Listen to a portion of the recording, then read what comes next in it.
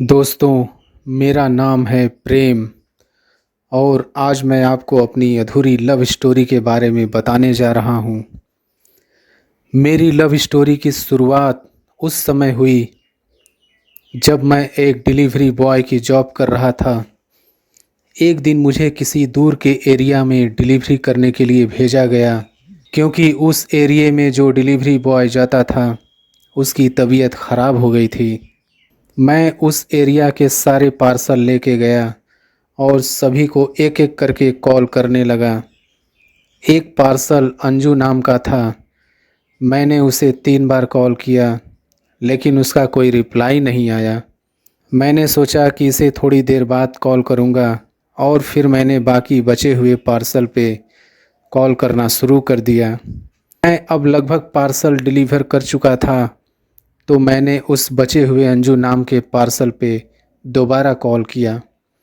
इस बार उन्होंने call receive किया। मैंने कहा, मैम आपका पार्सल आया हुआ है, इसे बैंक कॉलोनी में कहाँ पे देना है? तो उन्होंने जवाब दिया कि आपको तो मेरे घर का एड्रेस पता है ना? प्रेम: नहीं मैम, मुझे नहीं पता, मैं इस एरिए में पहली बार आया हूँ। जो इस एरिए में आता था उसकी तबीयत ख़राब हो जाने के कारण मुझे एरिए में भेजा गया। अंजू: ठीक है, आप ऐसा करो, बैंक कॉलोनी में एक शिव जी की मंदिर है, मंदिर से 2 घर आगे एक ब्लैक कलर का गेट मिलेगा, आप वहीं पे आ जाओ। थोड़ी देर बाद मैं ब्लैक गेट के पास पहुंचकर कॉल किया। अंजू गेट के बाहर आई। मैंने उसे पार्सल दिया और उसने मुस्कुराते हुए मुझे थैंक यू बोल के अंदर चली गई। लेकिन तुरंत वह बाहर आई, मुझे बोला कि कल मेरा एक और पार्सल आने वाला है, अगर कल आप आओगे तो यहीं पे आ जाना। मैंने कहा ठीक है मैम, मैं यहीं पे आ जाऊंगा। अगले दिन जब मैं ऑफिस गया तो मैंने देखा कि अंजू नाम का पार्सल आया हुआ है। थोड़ी देर बाद मैं उस एरिए के सारे पार्सल लेके निकल गया और जैसे ही मैं उस एरिए में पहुंचा तो मेरे पास एक कॉल आया। मैंने कॉल रिसीव किया और वह पहला कॉल अंजू का ही था। उसने जल्दबाजी में मुझसे कहा कि आप अभी कहाँ पे हो? अंजू नाम का एक पार्सल होगा क्या? आप मुझे वह पार्सल तुरंत डिलीवर कर सकते हो, क्योंकि मुझे अभी अर्जेंट कहीं पे जाना है। मैंने कहा ठीक है मैम, मैं 10 मिनट के अंदर आपके घर के पास आ जाता हूँ। जब मैं अंजू के घर के पास पहुँचा तो देखा कि वह लाल रंग की साड़ी पहनी हुई थी और उस लाल साड़ी में बहुत ही सुंदर लग रही थी। वह मेरे पास आई और मैंने उसे पार्सल दिया।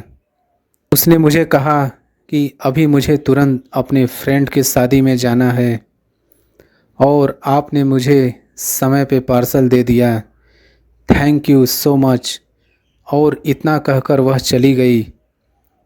मैं तो उसकी मधुर सी आवाज़ और मासूम से चेहरे का कायल हो गया। अब मैं सिर्फ यही सोच रहा था कि अगली बार उसका पार्सल कब आएगा। 2 दिन के बाद उसका पार्सल फिर से आया। इस बार मैं बहुत खुश था, पता नहीं क्यों, शायद मैं अंजू को पसंद करने लगा था। जैसे मैं वहाँ गया तो सबसे पहले अंजू को ही पार्सल दिया। मैंने डरते हुए उससे पूछा, आप अभी किस क्लास में हो? अंजू: मैं ग्रेजुएशन सेकेंड ईयर में हूँ, लेकिन आप ये क्यों पूछ रहे हो? नहीं, बस ऐसे ही।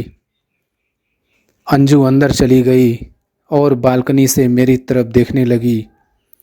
मैं भी उनकी तरफ देखकर मुस्कुराया और वहाँ से चला गया। अब मैं पार्सल बांटकर घर आ गया और अंजू के बारे में ही सोचने लगा। मेरी आंखें बस उसी को देखना चाह रही थी। मैं ऊपर वाले से दुआ करने लगा कि कल भी उसका पार्सल आ जाए, और उसके बारे में सोचते सोचते मैं सो गया। जब मैं ऑफिस गया तो ऊपर वाले ने मेरी सुन ली। उसका पार्सल आया था, लेकिन इस बार पार्सल बड़ा था। क्या वह एक ट्रॉली बैग था? मैंने सबसे पहले उस एरिया के सारे पार्सल को छांट कर बैग में डाल दिया और उस बड़े पार्सल को बाइक में बांध कर ले गया। मैं अंजू के घर पहुंचकर उसे कॉल किया। थोड़ी देर में वह बाहर आई और उसने देखकर बोला कि ये बड़ा पार्सल आप बाइक पे ही कैसे लेके आ गए। मैंने सोचा कि इस बार इनका फ़ोन नंबर ले लेता हूँ, तो मैंने उससे बोला, अंजू मैम, कभी कभी मैं आपको कॉल करता हूँ तो इस कंपनी नंबर से कॉल कनेक्ट नहीं होता।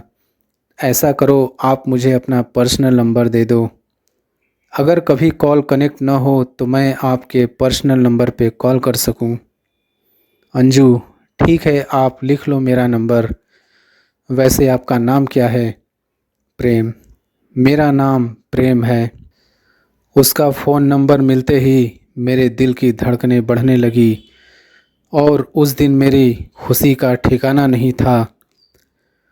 मुझसे अब रहा नहीं गया और मैंने रात को ही मैसेज करके अपने दिल की बात अंजू को बता दी। सुबह जब अंजू ने मैसेज को पढ़ा तो मेरे पास कॉल किया और उसने मुझसे कहा, आप वही प्रेम डिलीवरी बॉय बोल रहे हो ना? प्रेम, हाँ मैं वही बोल रहा हूँ। अंजू, देखो आपने जो मुझे मैसेज किया वो सही नहीं है। किसी से प्यार करना गलत नहीं होता, लेकिन मेरी अब किसी से शादी तय हो गई है, इसलिए अच्छा होगा कि आप ये सब करना छोड़ दें। प्रेम, ये सब सुनकर मैं उसे कुछ बोल ही नहीं पाया। बस मेरे सारे सपने मेरे आंखों के सामने ही टूट गए। उस दिन मैं काम पे नहीं गया। मैंने ऑफिस में कॉल करके बोल दिया कि मेरी आज तबीयत ख़राब है, इसलिए मैं आज काम पे नहीं आ पाऊँगा। तो दोस्तों, ये थी मेरी अधूरी लव स्टोरी। आपको यह मेरी लव स्टोरी कैसी लगी? आप हमें कमेंट करके बता सकते हैं। और अगर आपको यह मेरी अधूरी लव स्टोरी पसंद आई हो तो इसे अपने दोस्तों के पास ज़रूर शेयर करें।